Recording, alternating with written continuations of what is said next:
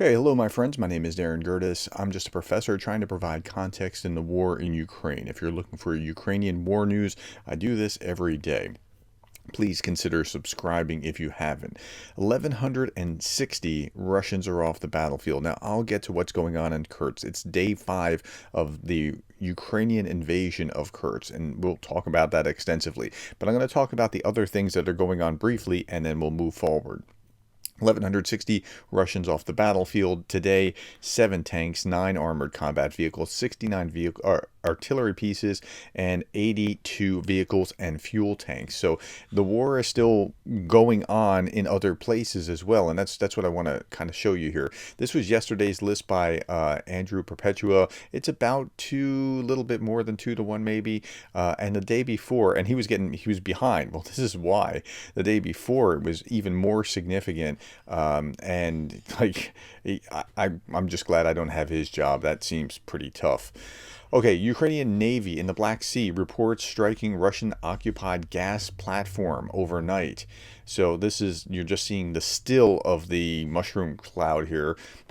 Platform housing intel equipment and 40 or so personnel hit by a Sea Baby naval drone with 1,000-kilometer range. So this is just another way to knock out those items that are going to be necessary to fall before Ukraine can really, like air defense artillery and radar and those kind of systems, so that they can bring combined armed forces to bear, or combined arms to bear on the Russians as they prepare to retake Crimea, which I don't know when, but they're preparing for it. Okay, Russian regime channels report that a Russian Ka-52 was shot down point blank by MANPADS. MANPADS is that shoulder-fired, like bazooka-like thing. I'm using the wrong term. I'm not a military guy, but it's shoulder fired. No details of where. So we know that it happened. This is not to be confused with the two drones that struck 2 different helicopters over the last couple of days. Okay, Russian forces recently made confirmed advances near Chasiv Yar. So they keep taking a little ground, chipping away, in and around Chasiv Yar. Russian forces recently marginally advanced in and near Chasiv Yar amid continued offensive operations in the area on August 9th. Geolocated footage published on August 9th indicates that Russian forces recently marginally advanced along Lisova Street, and further west of Seversky Donetsk Donbass Canal. Okay, so they're making some little advances here in Chasiv Yar. They're also making some little advances in New York and other places, and so they're moving, and they're intentionally moving toward Pokrovsk. Pokrovsk, if they can take Pokrovsk, that's going to be a major headache for Ukraine, and it's going to give them a certain, not high ground in a geological sense, but high ground in a positional sense, and the Ukrainians know that, and I think that's part of what's motivated the incursion into Kursk. This is, by the way, what Chasiv Yar actually looks like. So the Russians, what they'll do is just destroy the city and like reduce it to rubble, and then there's no position to fight from once they're in rubble. So that's what's happening there. Okay, let's turn our attention to Kursk. Russia launches operation in 3 border regions to halt Ukrainian offensive. This is France 24. Moscow on Saturday mounted a counter-terror operation. Isn't that great? So when the Russians invade Ukraine, it's a special military operation. When the Ukrainians, who've been invaded for 2.5 years, invade Russia, it's terrorism. So it's a counter-terror operation on 3 border regions adjoining Ukraine to halt Kyiv's advance deeper into Russia. At least 16,000 civilians have left their homes in Russian border areas. The war has come to us. Yeah, what do you think was going to happen? Russia's army, which confirmed Saturday it was still fighting off the Ukrainian incursion, said that Kyiv initially dispatched around 1,000 troops and more than 24 armored combat vehicles, that they killed 1,000 troops and dozens of armored combat vehicles. Now they're claiming 5 times as many. You can't believe what they say there. I mean, you just can't believe their statistics or their facts. It just, the math doesn't add up most of the time. That's not to say that they haven't done this at this point, because now they have 6,000 to 10,000 troops, it appears, somewhere in Kursk, but I don't know that that's true. Russia's National Anti-Terrorism Committee said late Friday it was starting counter-terror operations in the Belgorod, Bryansk, and Kursk regions. Okay, what else is Russia saying? Let's look at this. This is Pravda.ru. That's the source that we're drawing from here. Ukraine's invasion of Russia aims to boost Kamala Harris's ratings. That's not the point of Ukraine's invasion. Now, admittedly, they said it was for two things. It was for bargaining power amid peace negotiations and to help Kamala Harris. But I'm pretty sure that's not what's motivating Ukraine at this time. Ukraine's attack on Kursk was to cut Europe from natural gas supplies. But on Thursday, gas was still flowing through Sudutsa, the last operational shipping point for a pipeline that carries Russian natural gas through to Europe through Ukraine. The station was unlikely to be used for leverage, the advisor to Zelensky said, because the pipeline running through Ukraine anyway, Kyiv could have disrupted the flows at any time. So while they did seize that ground where the gas pipeline connection was, I'm not sure how much it matters.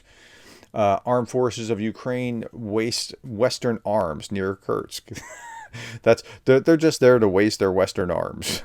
Okay, so these are headlines from Pravda, so you could probably safely discount most of this. Now, what's going to happen? I think, okay, so Jason J. Smart posted this. Russia transfers the operational reserve from Ukraine's Kherson, Zaporizhia, Kupian, Kharkiv, Belgorod, and other regions, right? I bet this is about to work out very badly for Russia. Yet, I believe that this is actually the best scenario for Russia. I mean, this is their best hand to play. Now, I think it's what they intended to do. And what I mean by best hand is, like, if they just continue to use conscripts here, it'd be very, very bad for Russia, because now you're taking you have inexperienced troops who don't really know or want to fight, who are being captured at a high rate or killed, and that's bad because now you have to trade them back. On the other hand, what they have to do now is they have to relieve the pressure from Donetsk and other areas. Like the green troops from up here are going to get killed in a higher rate. The experienced troops down here, they have to be diverted up here, and that takes pressure off Chasiv Yar and other areas around Petrovsk, and I think that's going to be a very good thing for Ukraine. And it's probably the best hand that Russia can actually play, is to move these troops up here. So honestly, if they withdrew from Sumy right now, they've already won or not right now, but as soon as these troops get there, they've already won a huge victory by diverting. So that's great. I mean, that's good all the way around for Ukraine. Russia introduces counterterrorism operation regime in Kursk. Now, this is what's important about this. Technically, this means the FSB, a security agency, is now in charge of the defense, with the army subordinate to it. Now, who does Putin trust? He trusts the FSB being a part of that system once upon a time. Z-blogger War Gonzo reports from the Kursk region. Our guys are firing at the neo-Nazis right now. Our vehicles are actively moving along these landings, disguising themselves well. The main thing is not to let the enemy bring reserves and supplies. This is what our artillerymen are working hard for. The work is in full swing. So this is War Gonzo. He's pro-Russian war correspondent, propagandist. Of course, they're disguising themselves really well. Russian army soldiers continue to post videos of the movement of their columns on social networks. Keep it up. I've seen so many of these. It's ridiculous. Russian sources claimed on August 9th that Ukrainian forces advanced further east in Kursk Oblast, but are likely no longer operating as far north or as far west as Russian sources previously claimed on August 8th. And here's a map. So if they're going further east, then they're going down toward Belgorod. So they're going to meet those Russians that are coming up toward them. Here's another map of this. This is OSINT Technical. Russian sources report heavy Ukrainian shelling and fire in the town of Tetkino, Kursk Oblast, 40 kilometers to the west of the current Ukrainian push.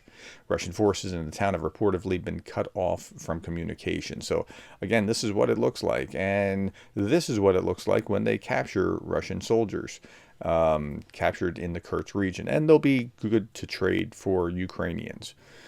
Okay, that's all that I have about Kursk right now. I'll give you certainly an update with my three big stories tonight. And if you're not subscribed, please consider doing so. Russia, I'll leave you with this. Russia has no borders, says Putin. Okay, well, if you insist. Okay, my friends, that's all that I have. Thank you for the likes, the shares, the subscribes, and thank you for being the kind of person that cares about Ukraine.